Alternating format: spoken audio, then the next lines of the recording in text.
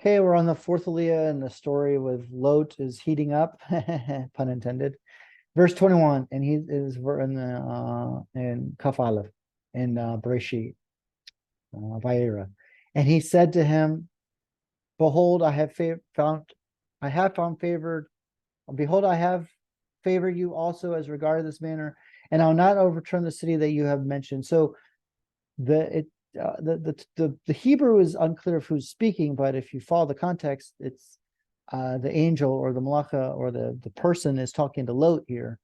Um, and Lot is still, even though he's not a great person. Okay, let's not get this mixed up here. He's definitely not righteous. God's protecting him because of Abraham, I don't know, his own merits, but he wanted to give up his daughters. This is a whole, you have to really kind of look into this. And hasten there, flee, for I will not be able to do anything until you arrive there. Therefore, he named the city Zoar. The sun came out upon the earth, and Lot came to Zoar. And the Lord caused to rain down upon Sodom and Gomorrah brimstone and fire from the Lord from heaven. And this is Yud-Keh Vav-Keh. So this is the aspect of Yud-Keh Vav-Keh here in the Torah, not just Elohim.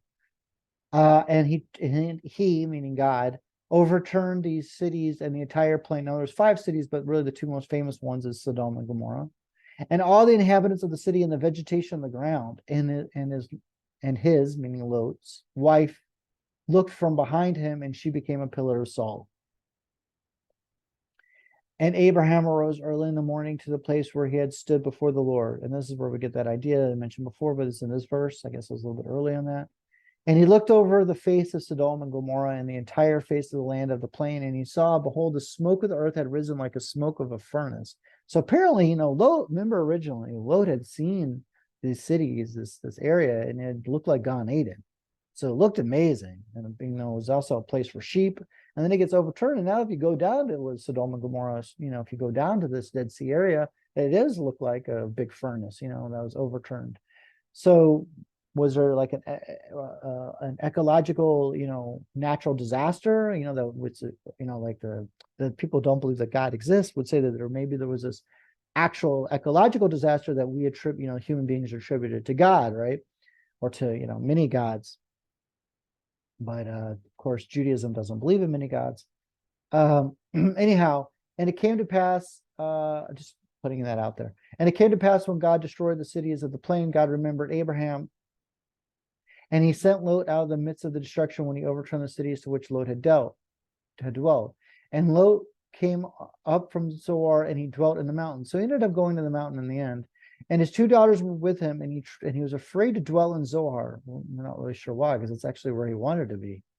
And so he dwelt in the cave, he and his 2 daughters. Now, I think we all pretty much know what's about to happen, but the Torah is going to tell us anyways. Torah's not so shy. And the elder said to the younger, our father is old, and now we don't know their names, right? But anyways, the elder said to the younger, our father is old, and there's no man on earth to come upon us, as is the custom of all the earth. They really believed that the entire earth was demolished. Even though they were in the city of Zohar, didn't they have known that there was a population? It's a little bit strange, okay, but see, we already have a question that comes to our mind. The daughter should have known that the whole entire earth wasn't destroyed, but this is what the older daughter says to the younger daughter. Come, let us give our father wine to drink. Let us lie with him, and let us bring life seed from our father. And they worked together. So it's like, not like the younger daughter, said, no, this is like a crazy idea. She went along with it. And they gave their father wine to drink on that night, and he went along with it, And the elder came and lay with her father, and he did not know of her lying down or of her rising up. Now, there's special marks in the Torah because the Torah doesn't have nikud, doesn't have vowelations, but there's special marks in certain parts of the Torah when you're reading it, the vocalization, the vowelization, the cantorial marks that you're trained in how to read each and every line, or where to stop, where to start, pauses, and all kinds of things. And I'm not an expert in this, but there's lines in here where this is a very specific vowelation that the cantors train people who are reading it, that pretty much the audience is supposed to know, pay attention to what's going on. And again, Judaism doesn't hide it. We even emphasize it in our reading of the Bible.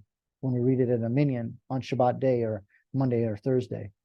And it came to pass on the morrow that the elder sister said to the younger, behold, last night I lay with my father. Let us give him wine to drink tonight too, and come lie with him, and let us bring to life seed from our father. So the younger daughter is going to participate in this.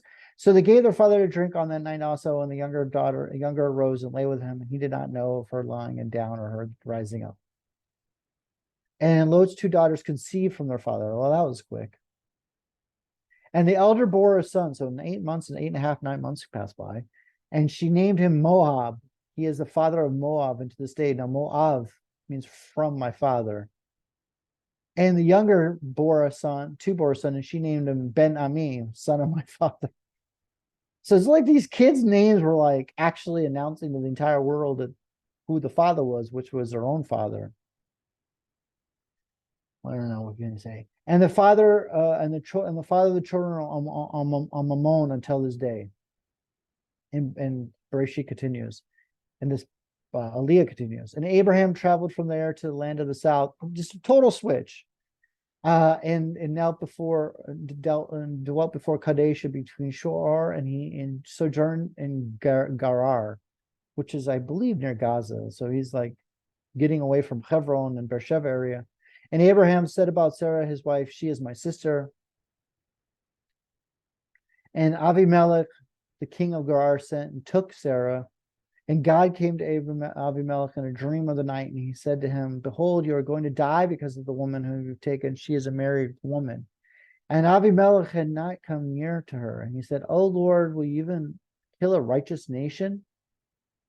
But he's not the entire nation. He's one person, but still he's begging on behalf of the nation, which he's like the representative, because he's like the king, I guess.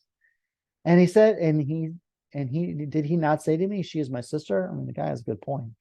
And she said, he is my brother. And with the innocence of my heart and with the purity of my hands have I done this. And God said to him in a dream, I too know that you did this with the innocence of your heart. And I too have withheld you from sitting to me. Therefore, I did not let you touch her. And now return the man's wife, because he is a prophet, and he will pray for you and you will live. But if you do not return her, you will surely die, you and all that is yours. Whoa. And Abimelech arose early in the morning, and he summoned all his servants, and he spoke all these words in their ears, and the men were very frightened. And Abimelech summoned Abraham and said to him, what have you done to us? What have I sinned against you? What have you brought upon me and upon my kingdom? A great sin, deeds that I have not done and that you have done to me.